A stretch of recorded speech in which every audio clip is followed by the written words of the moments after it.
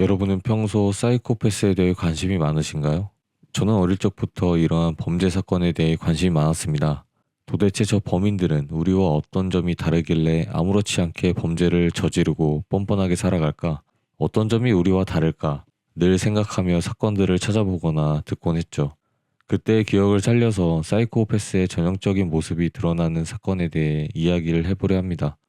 사이코패스는 우리 주변에서 어떠한 모습으로 존재할까요? 겉으로는 매력적이고 친절해 보이는 사람이지만 그 내면에는 우리가 상상조차 할 수 없는 어둠을 품고 있을지도 모릅니다. 오늘 이야기의 주인공 테드 번디는 그런 사이코패스의 전형적인 모습이었습니다. 그는 잘생긴 외모와 달콤한 말로 사람들을 사로잡고 그 신뢰를 가장 끔찍한 방식으로 배신했습니다. 번디는 어떻게 평범한 대학생에서 미국 역사상 가장 악명 높은 연쇄살인마로 변했을까요? 이제 그의 어린 시절부터 범죄에 이르기까지 그 어두운 여정을 함께 따라가 보겠습니다. 1946년 11월 24일, 테드 번디는 미국 버몬트주 벌링턴에서 태어났습니다. 그의 본명은 시어도어 로버트 코엘. 태어날 때부터 그의 인생은 거짓과 비밀로 시작되었습니다. 그의 어머니 루이스는 미혼모였고 당시 사회적 시선 때문에 그의 출생은 철저히 숨겨졌습니다.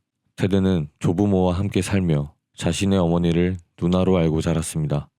이 사실은 어린 테드에게 큰 혼란을 줬고 그는 자신이 누구인지조차 알지 못한 채 성장하게 됩니다. 테드의 외할아버지는 매우 폭력적이고 편견이 심한 사람이었습니다. 그는 자주 가정폭력을 행사했고 인종차별적이며 여성을 멸시하는 태도를 보였습니다. 테드는 이런 환경에서 사랑과 따뜻함 대신 공포와 긴장 속에서 자라났습니다. 그의 조부모는 자주 화를 내며 폭언을 퍼부었고 집안의 분위기는 항상 긴장으로 가득했습니다. 어린 테드는 이런 폭력적인 환경에서 살아남기 위해 조심스럽게 행동해야 했습니다. 이 때문에 테드는 내성적이고 감정을 억누르는 성격을 가지게 되었죠. 어린 시절 테드는 자신이 어디에도 속하지 않는 것 같은 외로움을 많이 느꼈습니다. 그의 어머니는 테드를 사랑했지만 사회적 편견 때문에 아들을 제대로 돌볼 수가 없었습니다. 가족 안에서조차 그는 소외감을 느꼈고 자신의 정체성에 대한 혼란 속에서 성장했습니다. 이러한 혼란과 외로움은 그를 점점 더 불안정하게 만들었습니다. 테드는 동물들에게 잔인한 행동을 보이기 시작했습니다. 작은 동물들을 학대하며 즐거움을 느끼곤 했는데 이는 그의 내면에 억눌린 분노와 어둠이 커지고 있다는 신호였습니다. 하지만 가족이나 주변 사람들은 그의 이런 행동을 심각하게 생각하지 않았습니다. 오히려 대수롭지 않게 여기거나 무시했습니다. 이러한 무관심은 테드의 어두운 성향을 더욱 키우는 결과를 낳아버렸죠. 테드는 학교에서도 친구를 사귀는데 어려움을 겪었습니다. 다른 아이들과 잘 어울리지 못하고 친구들에게 괴롭힘을 당하기도 했습니다. 그로 인해 그는 더욱 더 내성적이고 고립된 성격을 가지게 되었죠. 겉으로는 조용하고 성실한 학생처럼 보였지만 내면에는 억눌린 분노와 외로움이 쌓여갔고 이 감정들은 점점 더 폭력적인 방향으로 변해갔습니다. 결국 테드는 사랑과 안정 대신 공포와 혼란 속에서 자라났고 이 어린 시절의 상처는 그의 인생의 전반에 걸쳐 큰 영향을 미쳤습니다. 그는 자신이 어디에도 속하지 않는다는 느낌을 강하게 받았고 그로 인해 세상에 대한 분노와 불신을 키웠습니다. 이러한 감정들은 그가 성인이 되어 저지른 끔찍한 범죄들의 근원이 되었던 것입니다. 고등학교 시절 테드는 성실한 학생이었고 학업 성적도 좋았습니다. 그는 좋은 성적을 유지하며 학업에 열중했지만 사람들과의 관계는 매우 서툴렀습니다. 주변 사람들에게는 성실하고 모범적인 학생으로 보였지만 테드는 내면 깊숙이 외로움과 불안을 느끼고 있었습니다.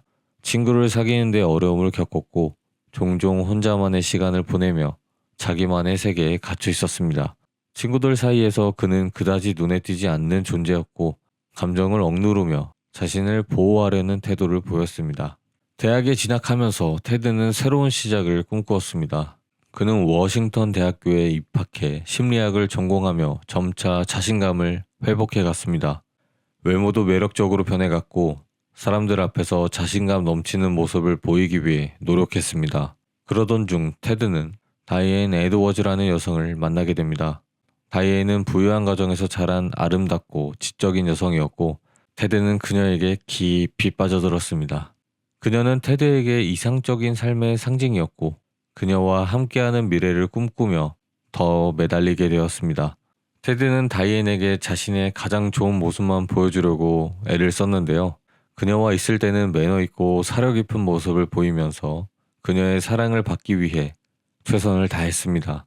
다이앤은 테드에게 처음으로 안정과 행복을 느끼게 해준 사람이었고 그녀와의 연애는 테드에게 한 줄기 빛과 같은 존재였습니다. 테드는 그녀와의 결혼과 성공적인 미래를 꿈꾸며 법대에 진학하기로 결심했습니다. 하지만 시간이 지나면서 다이앤은 점차 테드의 불안정한 성격과 불투명한 미래에 대한 의문을 갖기 시작했는데요. 테드는 겉으로는 성공을 위해 노력하는 것처럼 보였지만 그의 내면은 여전히 불안과 혼란으로 가득했습니다. 테드는 자신의 감정을 제대로 표현하지 못했고 다이앤은 점점 테드의 진짜 모습을 보게 되었습니다. 결국 그녀는 테드에게서 안정감을 느끼지 못했고 그의 불안정한 모습에 실망했습니다. 다이앤은 결국 테드를 떠나기로 결심했고 이 이별은 테드에게 큰 충격을 주었습니다. 다이앤과의 이별은 테드의 자존심을 산산조각냈습니다.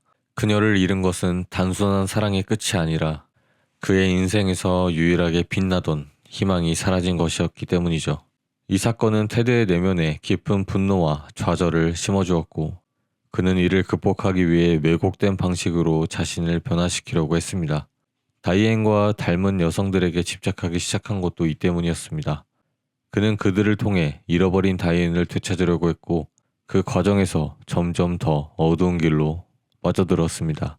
이 이별은 테드의 인생에서 중요한 전환점이 되었는데요. 그는 내면의 불안과 분노를 억누르는 대신 그것을 점차 다른 방식으로 표출하기 시작했습니다. 다이앤과 다시 만나고 싶어한 테드는 자신의 삶을 바꾸기 위해 법대에 진학했지만 내면의 어둠은 결코 사라지지 않았습니다. 겉으로는 자신감 넘치는 모습으로 성공한 사람처럼 보이려 했지만 그의 내면은 여전히 분노와 불안으로 가득 차 있었습니다. 나는 정상적인 사람이 되고 싶었지만 그것은 내가 통제할 수 없는 것들 때문이었어요. 테드는 나중에 자신의 분노와 좌절을 이렇게 표현했습니다. 그는 정상적인 삶을 원했지만 그 안에 숨어있는 어둠을 결코 이길 수 없었습니다. 결국 그 어둠은 테드를 폭력의 길로 이끌었습니다. 다이앤을 잃은 후 그는 잃어버린 통제력을 되찾기 위해 다른 사람들을 지배하려는 욕망에 사로잡히게 되었습니다. 이는 그가 이후 저지른 끔찍한 범죄들의 시작이었습니다. 1974년 테드 번디는 결국 자신의 어둠을 행동으로 옮기게 됩니다. 그의 첫 번째로 알려진 희생자는 워싱턴 대학교 학생 린다 앤 힐리였습니다. 린다는 밝고 활발한 성격으로 친구들 사이에서 인기가 많았던 학생이었습니다. 하지만 어느 날 밤, 린다는 자취를 감췄습니다. 그녀의 기숙사 방 안은 어둠에 잠겼고 그녀의 침대에는 흔적도 없이 누군가의 손길이 남아 있었습니다. 린다의 실종 사건은 지역사회를 충격에 빠뜨렸고 며칠 뒤 숲속에서 발견된 두개골은 이 사건이 단순한 실종이 아니었음을 알리는 신호탄이었습니다. 린다 앤 힐리의 실종은 끔찍한 시작에 불과했습니다. 같은 해 테드는 워싱턴과 오리건에서 8명 이상의 여성을 연이어 납치하고 살해했습니다. 그의 범죄는 점차 대담해졌고 그는 완전히 자신만의 방식으로 희생자들을 통제하려고 했습니다. 테드 번디는 매력적인 외모와 신뢰를 줄 수 있는 태도를 이용해서 사람들을 속였습니다. 그의 가장 주된 수법 중 하나는 깁스나 목발을 사용해 자신이 다친 사람처럼 보이는 것이었는데요. 길가에서 도움이 필요하다고 말하는 그의 모습은 너무나도 자연스러워서 지나가는 사람들은 의심조차 하지 않았다고 합니다. 한 번은 테드가 깁스를 한 상태로 식료품을 나르는 척하면서 한 여성을 유인했는데요. 그는 차 트렁크를 열며 도와달라고 부탁했고 그 여성이 고개를 숙인 순간 그의 본 모습이 드러났습니다. 테드는 번뜩이는 눈빛으로 그녀를 덮쳐 단숨에 그의 차 안으로 밀어 넣었습니다. 차는 빠르게 도로를 벗어나 외진 곳으로 향했고 그곳은 이미 테드가 모든 준비를 끝내놓은 악몽 같은 장소였습니다. 테드는 이렇게 유인한 여성들을 차로 데려가 외딴 곳에서 끔찍한 방식으로 그들의 생명을 앗아갔습니다. 그는 희생자들을 통제하며 일종의 쾌감을 느꼈습니다. 사람들을 조종하는 것은 마치 게임과 같았어요. 그들의 신뢰를 얻고 그 순간 배신하는 것. 그 순간만큼은 내가 모든 것을 지배하고 있다는 느낌을 받았죠.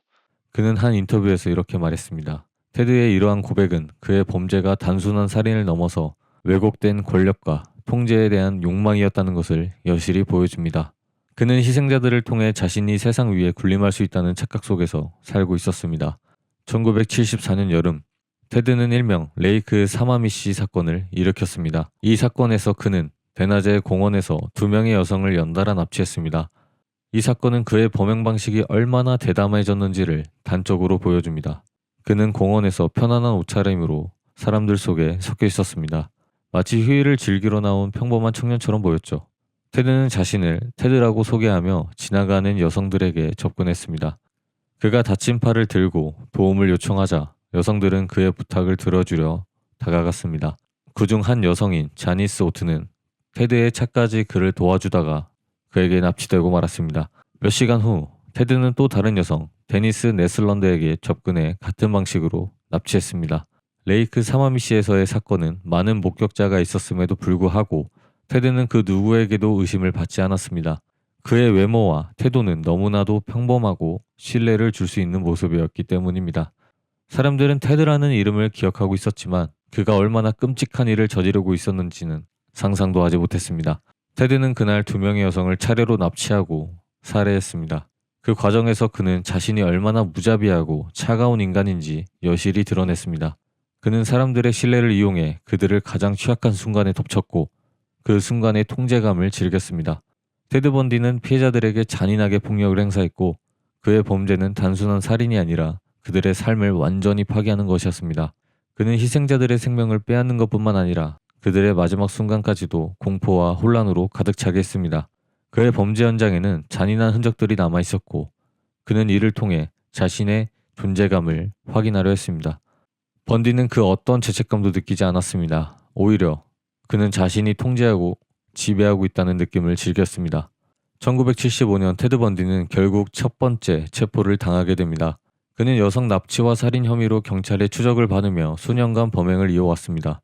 당시 그의 범죄는 워싱턴, 유타, 콜로라도 등지에서 벌어졌고 범죄의 특성상 그를 추적하기에는 많은 난관이 있었습니다. 그가 외모와 말투로 사람들을 속이고 피해자들을 혼란스러운 상태에서 유인했기 때문에 경찰은 그의 범행을 증명하기가 쉽지 않았습니다.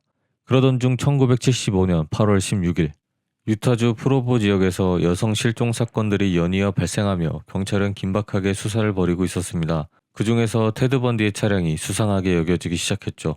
그가 차량을 몰고 있던 당일 경찰은 일반적인 교통 단속을 하던 중 테드의 차량을 멈추게 되었습니다. 사실 경찰은 테드가 범죄와 관련이 있다고는 전혀 생각하지 않았습니다. 그저 운전면허증을 검사하고 과속 단속을 하던 중 테드를 세운 것뿐이었죠. 그러나 그날 경찰이 테드의 차량을 수색하면서 중요한 단서들이 발견됩니다. 차량 안에 있던 물건들이 매우 특이했기 때문인데요. 경찰은 차에서 로프, 수갑, 스키 마스크, 그리고 곡괭이를 발견했는데 이러한 물건들은 일반적인 운전자가 소지할 만한 물건들이 아니었습니다. 경찰은 즉시 그가 범죄와 관련이 있을 것으로 의심하기 시작합니다. 로프와 수갑, 스키 마스크는 모두 여성을 납치하고 통제하는 데 필요한 물품들이었기 때문에 경찰은 그가 여성 납치범일 가능성을 배제할 수가 없었습니다. 또한 곡괭이는 범죄 현장에서 무언가를 파내거나 매우 잔혹한 방법으로 범죄를 저지른 사람의 소지품일 가능성이 있었죠. 테드는 경찰의 질문에 얼버무리며 대답했지만 그의 답변은 점점 더 경찰의 의심을 증폭시켰습니다. 그는 자신이 그 물건들을 단순한 비상용 도구로 가지고 있었다고 주장했지만 경찰은 그의 말을 믿지 않았습니다. 경찰은 테드를 즉각 체포하고 그의 차와 집을 수색하기 시작했습니다. 그렇게 체포된 후 테드는 유타주 교도소에 수감이 되었고 경찰은 그에 대한 조사를 시작했습니다. 테드는 처음에는 자신의 무죄를 주장하며 경찰의 질문에 대해 계속해서 자신은 아무런 범죄와도 관련이 없다고 말했습니다. 그러나 경찰은 그의 차량과 관련된 물증들을 바탕으로 그가 여성 실종 사건과 연관이 있음을 확신하게 되었습니다. 특히 그의 차량 번호가 과거에 발생한 여러 실종 사건들과 일치했고 테드가 살던 지역에서 발견된 희생자들의 증언 또한 그를 의심하는 중요한 단서들이었습니다. 경찰은 점점 더 그의 범죄 행각이 연쇄적이라는 것을 파악해 갔습니다. 테드가 자신의 외모와 성격으로 사람들을 매료시키고 도움을 요청하며 여성을 유인한 방법은 그의 범죄 패턴에서 반복적으로 나타났기 때문입니다. 그는 결국 납치 및 폭행 혐의로 기소가 되었고 캐롤 다런치라는 생존자의 증언으로 인해 유죄 판결을 받게 되었습니다. 캐롤은 테드에게 납치되었지만 필사적으로 저항해 탈출에 성공한 희생자였습니다. 그녀의 증언은 테드의 범죄를 입증하는 아주 중요한 단서가 되었습니다. 테드는 수감 중에도 결코 포기하지 않았습니다. 1977년 그는 콜로라도주 아스펜에서 열린 재판 도중 탈출을 시도했고 며칠 동안 산속을 떠돌며 도망쳤지만 다시 체포되었습니다. 그러나 그는 또다시 탈출을 감행했고 이번에는 플로리다주로 도망갔습니다. 이 과정에서 우리는 테드의 사이코패스적 성향을 볼 수 있는데요. 그는 위험을 무릅쓰고서라도 자신의 자유를 찾기 위해 끊임없이 탈출을 시도했습니다. 자신의 행동에 대한 죄책감이나 두려움 없이 오로지 자신의 목적을 달성하기 위해 수단과 방법을 가리지 않는 모습, 이것이 바로 사이코패스의 모습입니다. 플로리다에 도착한 테드는 새로운 신분으로 새로운 삶을 시작하려 했지만 그의 충동은 멈추지 않았는데요. 1978년 1월 15일 새벽, 그는 플로리다 주립대학교 치오메가 여학생 기숙사에 침입해 마가렛 보우먼과 리사 레비를 살해하고 다른 2명의 여학생에게도 심각한 부상을 입혔습니다. 그날 밤 기숙사 복도는 비명과 혼란으로 가득 찼고 잠에서 깨어난 학생들은 두려움에 떨었습니다. 얼마 후 테드는 12세 소녀 킴벌리 리치를 납치해 살해했습니다. 킴벌리는 그의 가장 어린 희생자였으며 이 사건은 플로리다 전역에 큰 충격을 안겨주었습니다. 어린아이를 대상으로 한 그의 범죄는 더욱 큰 충격과 분노를 일으켰습니다. 사람들은 이제 테드를 단순한 범죄자가 아닌 악마 같은 존재로 여기기 시작했습니다. 그는 이젠 통제 불가능한 상태로 빠져들었고 자신의 충동을 멈출 수 없었습니다.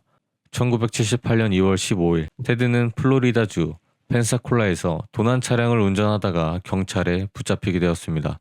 그는 처음에는 자신의 정체를 숨기려고 했지만 경찰의 끈질긴 신문 끝에 그의 정체가 드러났습니다. 그의 체포 소식은 미국 전역에 큰 반향을 일으켰습니다. 사람들은 마침내 이 잔혹한 범죄자가 붙잡혔다는 사실에 안도하며 기뻐했습니다. 테드의 재판은 미국 역사상 처음으로 전국에 생중계되었습니다.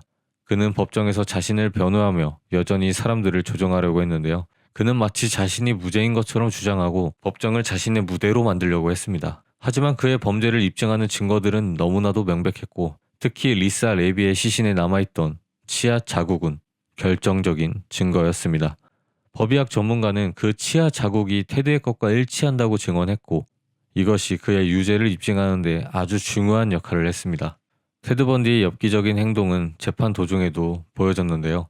테드는 전 여자친구였던 캐럴 앤 분에게 청혼했습니다. 그녀는 여전히 테드를 믿고 있었고 그의 청혼을 받아들였습니다.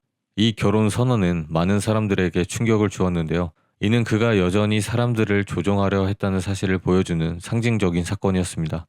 그는 심지어 법정에서도 사람들의 감정을 조종하려고 했고 자신의 삶을 연장하기 위해 모든 수단을 동원했습니다. 1980년 7월 테드는 마가렛 보우먼과 리사 레비의 살인 혐의로 사형 선고를 받았습니다. 이후 킴벌리 리치의 살인 혐의로도 유죄 판결을 받아 또다시 사형 선고를 받았습니다. 그는 이후 여러 차례 항소하며 자신의 생명을 연장하려고 했고 범죄를 자백하기도 했습니다. 그러나 그의 자백은 진정한 반성에서 비롯된 것이 아니라 단지 자신의 생명을 더 연장하기 위한 협상 수단에 불과했습니다. 그는 자신의 범죄에 대해 여전히 냉담하고 무감각했으며 심지어 자부심을 느끼는 듯한 태도까지 보였습니다. 1989년 1월 24일 테드 번디는 플로리다주 레오니 교도소에서 정기의자에 의해 사형이 집행되었습니다. 그날 교도소 밖에는 그의 죽음을 축하하기 위해 많은 사람들이 모였습니다. 사람들은 지옥에서나 살아라 와 같은 문구가 적힌 팻말을 들고 그의 죽음을 환영했습니다. 많은 사람들은 마침내 이 악마 같은 살인범이 사라졌다는 사실에 안도감을 느꼈습니다. 그러나 그의 범죄로 인해 고통받은 피해자들과 그들의 가족들은 그 어떤 것도 그들의 상처를 치유할 수 없었습니다. 사랑하는 사람을 잃은 슬픔과 상실감은 영원히 남아있을 것입니다. 테드 번디 사건은 단순한 연쇄살인의 이야기가 아닙니다. 이는 인간의 복잡한 심리 그리고 사이코패스적 성향이 얼마나 위험할 수 있는지를 잘 보여주는 사례입니다. 그는 매력적이고 지적인 인물로 사람들을 현혹시키고 신뢰를 얻은 후 잔인한 범죄를 저질렀습니다. 그의 사이코패스적 성향은 모든 범죄 과정에서 명확하게 드러났습니다. 그는 타인의 감정을 전혀 공감하지 못하고 오히려 타인을 조종하고 지배하려고 했습니다. 이러한 성향을 가진 사람들은 종종 매우 매력적이고 신뢰할 만한 사람처럼 자신을 그렇게 보이게 만듭니다. 테드 번디도 그랬듯이 말이죠. 그는 자신의 외모와 지능을 활용해 피해자들을 속이고 그렇게 접근했습니다. 피해자들에게 다정하고 친절하게 보였지만 그 이면에는 타인을 이용하고 지배하려는 차가운 욕망이 자리 잡고 있었습니다. 우리는 이러한 사람들을 경계해야 합니다. 사람들은 겉모습과 첫인상으로 그들을 판단하기 쉽지만 이면에 숨겨진 진정한 의도를 파악하려는 노력이 필요합니다. 여러분은 테드 번디의 사건을 통해 무엇을 느끼셨나요? 테드 번디는 단순히 연쇄 살인범이 아니라 우리에게 인간의 어두운 본성과 그것이 가져올 수 있는 위험에 대해 경고하는 존재로 남아 있습니다. 그의 이야기는 우리가 경계해야 할 것과 보호해야 할 가치를 다시 생각하게 합니다.